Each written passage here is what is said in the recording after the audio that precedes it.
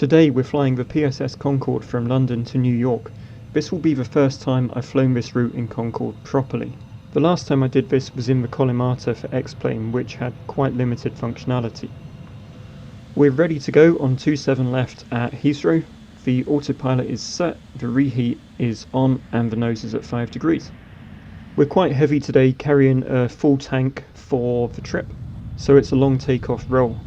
But we bring the nose back, rotate, and as soon as we have positive rate, the gear can come up.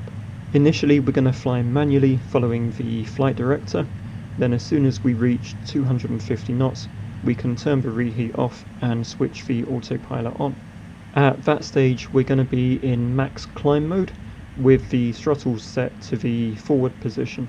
Climbing at full dry throttle will allow us to reach Mach 0.95 by about 28,000 feet, and that's the point at which we'll relight the afterburners and go supersonic.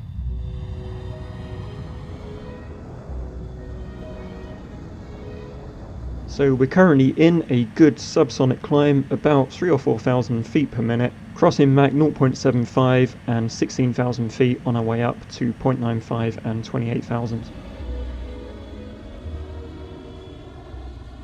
As we reach 28,000 at around Mach 0.95, the plane levels off into altitude hold mode. We briefly switch the auto throttles on in Mach hold mode so we don't go over speed, now we're straight and level. We then dial in a desired altitude of 60,000, put the plane into max climb mode, which disables the auto throttle, will re-enable the reheats, and the aircraft begins its supersonic climb, aiming for Mach 2 and a cruise climb between 50 or 60,000 feet. We cross Mach 1 at about 30,000 feet.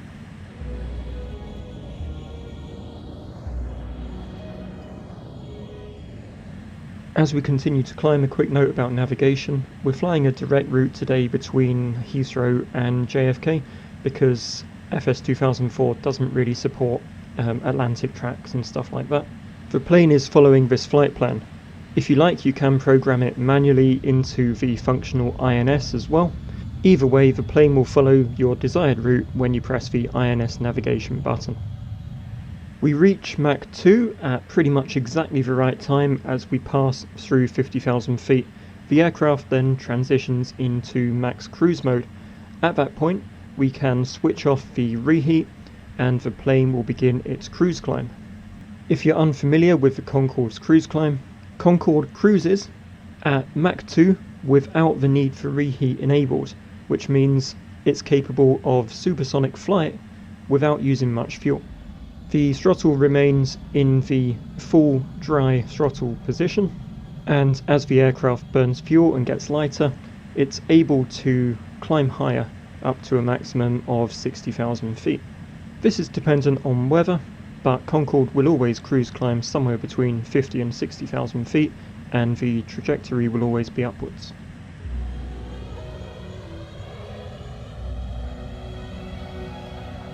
At this point, we're over the Atlantic on our way to New York.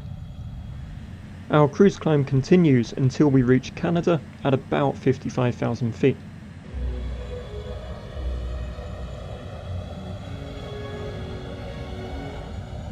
When we're about 215 miles from our destination airport, we stabilise the aircraft by putting it into altitude and Mach hold mode just so we can dial in our descent.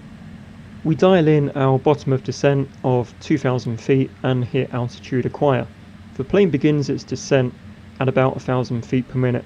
We want to increase that to 3,000 feet per minute, so we use the switch located on the centre console to change our vertical speed. Obviously we don't want to be descending at Mach 2, so we dial in 350 knots and hit airspeed acquire. The auto throttle and virtual flight engineer then combine to bring our speed down to that.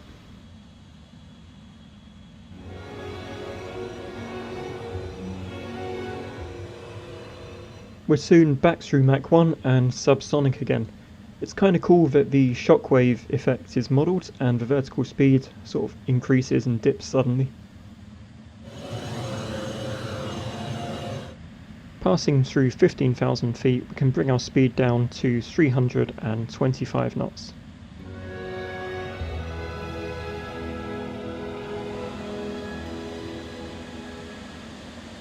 As we head through 10,000 feet, we'll slow down to 250 knots in line with the actual Concorde's flight profile.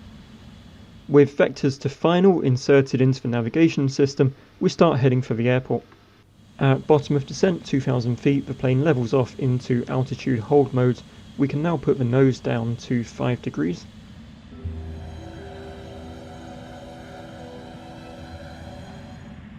It's almost time for us to turn on to final, so we'll set our speed to 170 knots and set the nose to the fully down position.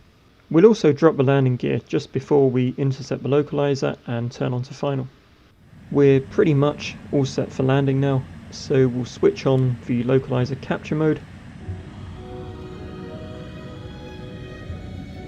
With the localizer captured, the plane begins its turn to final and we activate the land mode.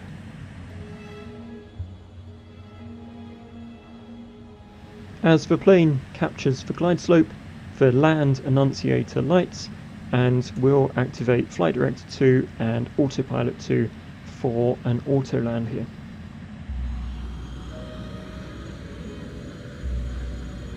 And here we are on final approach to JFK after a flight time from runway to runway of almost exactly 3 hours.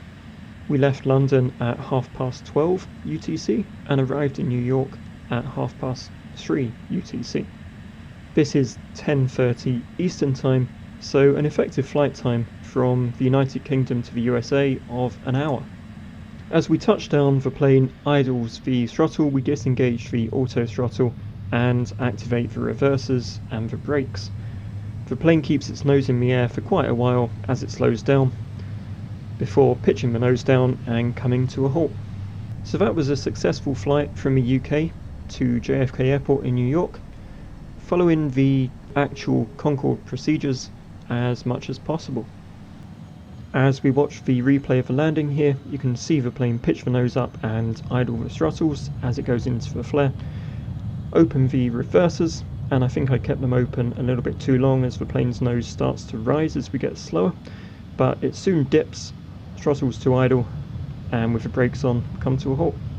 As we park up at the gate here, I'll say thank you for watching and I hope you enjoyed the flight. If you did, please feel free to drop a like and subscribe if you'd like to see more, as I make this kind of content fairly regularly.